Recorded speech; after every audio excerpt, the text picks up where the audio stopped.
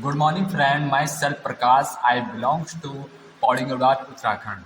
Friends, आज हम पढ़ने वाले हैं N F T L network filter and transmission lines का एक मज़ेदार टॉपिक इंसर्शन लॉस। और आगे भी पढ़ेंगे कुछ टॉपिक, अटेन्यूएशन क्या है, ये सब पढ़ेंगे। सो फ्रेंड्स, अब देख लेते हैं इंसर्शन लॉस होता क्या है। इंसर्शन लॉस क्या होता है फ्रेंड्स? यदि हम किसी जनरेटर या क्या यदि हम किसी जनरेटर और लोड के मध्य यदि हम किसी जनरेटर और लोड के मध्य किसी टू पोर्ट नेटवर्क को जोड़ दें तो लोड में क्या होता है, कुछ पावर का क्या होता है, लॉस होता है। क्या होता है? लोड में कुछ पावर का लॉस होता है। तो इसी पावर लॉस को हम क्या कहते हैं? Insertion loss. क्या कहते हैं? इंसर्शन लॉस कहते हैं। अब इंसर्शन लॉस को हम किस में नापते हैं? इंसर्शन लॉस को हम डीबी, डेसिबल या नेपर्स में मापा जाता है। सो फ्रेंड्स, इसका ये डायग्राम है। डायग्राम देखो यहाँ पे, ये हमारा सिंपल डायग्राम है जब हमने उसमें नेटवर्क को नहीं जोड़ा, टू पोर्ट नेटवर्क को नहीं जोड़ा। अब ये डायग्राम 2 देख रहे हैं आप, जिसमें हमने नेटवर्क को जोड़ दिया है। अब हमें इसके लिए अगर हमें इक्वेशन निकालनी है नेपर्स और डीबी में, तो हम इसकी लैंग्वेज कैसे लिखेंगे? माना एक जनरेटर की आंतरिक इम्पीडेंस क्या है, मतलब एक जनरेटर का इंटरनल इम्पीडेंस जो है ZS है, तथा वह लोड इम्पीडेंस ZL को क्या करता है? I1 करंट क्या करता है? सप्लाई करता है। I1 करंट क्या करता है? सप्लाई करता है। यदि जनरेटर तथा लोड के बीच, यदि इस जनरेटर और लोड के बीच क्या जोड़ते हैं हम? एक two port network. Two port यानी 4 टर्मिनल हो जाएंगे। इनपुट के लिए 2 टर्मिनल, आउटपुट के लिए 2 टर्मिनल। आउटपुट इन 2 टर्मिनलों के बीच निकलेगा, इनपुट इन 2 टर्मिनलों से निकलेगा। आ गए समझ में? यदि जनरेटर तथा लोड के मध्य एक टू पोर्ट नेटवर्क को जोड़ दिया जाए, जिसकी इमेज इम्पीडेंस क्रमशः क्या होंगी? ZI1 और ZI2 होंगी, तथा इमेज ट्रांसफर कांस्टेंट क्या होगा? हाई आई है, तो लोड में बहने वाली धारा I2 हो जाती है। लोड में बहने वाली धारा क्या हो जाती है? I2 हो जाती है। तब I1/I2 को हम क्या कहेंगे? नेटवर्क का इंसर्शन रेशियो। I1/I2 को हम क्या कहेंगे? नेटवर्क की इंसर्शन रेशियो कहेंगे।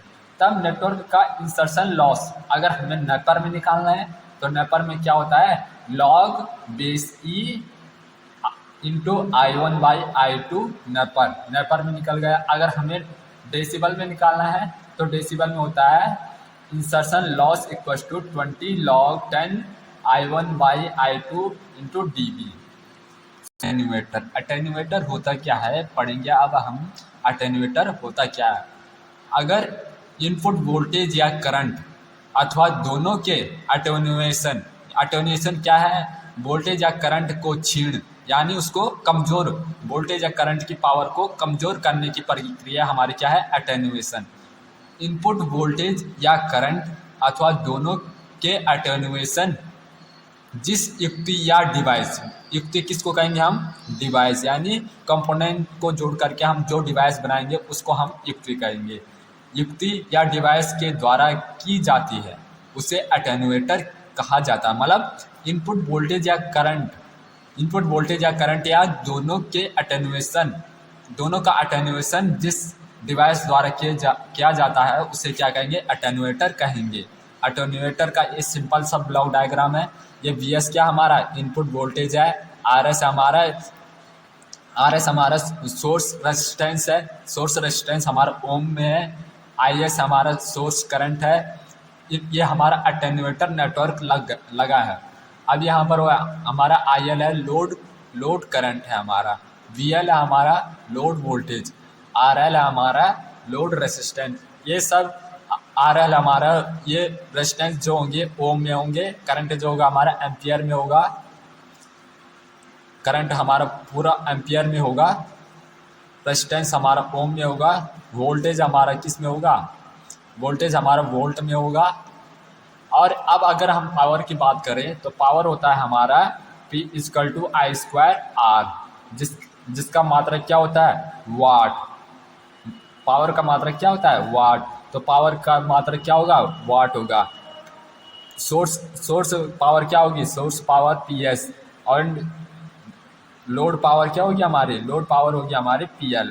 इन सब को हम वाट में मापेंगे। ये हमारा अटेन्यूएटर के बारे में बेसिक नॉलेज है। अब बात कर लेते हैं हम अटेन्यूएशन की। तो अटेन्यूएशन किसी नेटवर्क में पावर लॉस को अटेन्यूएशन के द्वारा प्रदर्शित किया जाता है। अटेन्यूएशन मतलब किसी भी नेटवर्क में पावर लॉस को अटेन्यूएशन के द्वारा प्रदर्शित किया जाता है। अटेन्यूएशन डेसिबल या नेपर के पदों में व्यक्त किया जाता है। अटेन्यूएशन सोर्स पावर यानी PS, सोर्स पावर व लोड पावर PL के वर्गमूल यानी स्क्वायर रूट के अनुपात के रूप में भी व्यक्त किया जाता है।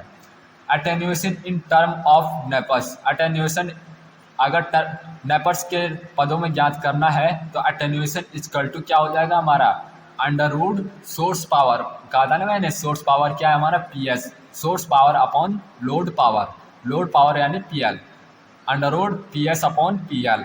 और यहाँ पर पावर क्या होता है हमारा पावर होता हमारा I स्क्वायर R। तो सोर्स के लिए हमारे करंट क्या होगी IS होगी, और लोड के लिए हमारे करंट क्या होगी IL। तो IS का स्क्वायर R अपॉन IL का स्क्वायर R से R कैंसिल हो गया, under root IS square IL का स्क्वायर। अब यहाँ से स्क्वायर दोनों में से कॉमन आएगा, दोनों में से क्या करते हैं अगर हम स्क्वायर को कॉमन ले लें तो यहाँ से स्क्वायर आया और ये अंडर रूट से स्क्वायर से अंडर रूट कैंसिल हो गया, तो ये आ गया हमारा neper equal to IS upon L in term of current. Neper किसके पदों में है करंट के पदों में है। अब अगर हम वोल्टेज के पदों में निकालना चाहते हैं नेपर को, तो neper equal to VS upon VL। ये इक्वेशन नंबर 1। इक्वेशन नंबर 2 हो गई हमारी attenuation in term of decibel. अगर हमें डेसिबल के फॉर्म में निकालनी है करंट, अटेन्यूएशन को अगर हमने किसके फॉर्म में निकालना है डेसिबल के फॉर्म में निकालना है, तो क्या होता है हमारा decibel equal to 10 log base 10 PS upon PL, यानी source power upon source load power. P equal to I square R। तो सोर्स के लिए करंट क्या होगी IS का स्क्वायर R अपॉन IL का square R। 10 log base 10 IS square R upon IL square upon R से R कैंसिल हो गया। अब यहाँ से स्क्वायर क्या होगा कॉमन आएगा। अब यहाँ पर लॉग का एक फॉर्मूला लगेगा 10 log 10 m to the power n है। यह हमारा कोई क्या है यह हमारा राशि है। तो किसी राशि की घात जब होती है तो इसका फॉर्मूला क्या होता है इक्वल टू क्या हो जाएगा हमारा n 10 log 10 इंटू m। तो ये हमारी कोई राशि हो गई, इसकी घात जो हो गई यहाँ उठ के आ गई, तो ये आ गया हमारा D equal to 20 log 10 IS upon IL in term of current. Decibel किस में है टर्म ऑफ करंट के पदों में है। यहाँ पर अगर हम वोल्टेज के पदों में निकालना चाहते हैं डेसिबल को, तो डेसिबल को वोल्टेज के पदों में कैसे निकालेंगे, इसी प्रकार वोल्टेज के पदों में डेसिबल क्या होता है D equal to 20 log 10 VS upon VL। समीकरण 1, 2, 3 व 4 से क्या हो जाएगा हमारा D इक्वल टू 20 log 10 नेपर।